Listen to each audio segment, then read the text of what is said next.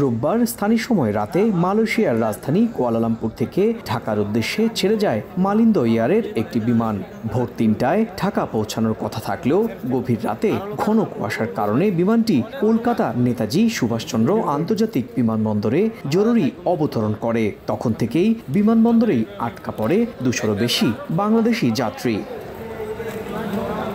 কলকাতায় আটকে পড়া মালিন্দো এয়ারের যাত্রীরা সমসংবাদকে জানান, সংশ্লিষ্ট বিমান পরিবহন সংস্থা আটকে পড়া যাত্রীদের ঢাকায় পৌঁছানোর ব্যবস্থাই করেনি। দীর্ঘ সময় বিমানবন্দরে আটকে থাকায় বেশ কয়েকজন যাত্রী অসুস্থ হয়ে পড়েন বলেও জানা গেছে। একটা সময় না আমরা ইন্ডিয়ার আগে পর্যন্ত আমরা ইন্ডিয়া এয়ারপোর্টের মাধ্যমে আসি। এ বিষয়ে কলকাতা বিমানবন্দর কর্তৃপক্ষের সঙ্গে যোগাযোগ করা হলে তারা এই ঘটনার সত্যতা নিশ্চিত করে। তবে বিষয়টি সংশ্লিষ্ট বিমান পরিবহন সংস্থার দায়িত্ব বলেও জানায় তারা। অন্যদিকে মালিন্দো এয়ারের ভারত এবং কুয়ালালামপুর অফিসে কয়েকবার চেষ্টা করেও যোগাযোগ করা সম্ভব হয়নি।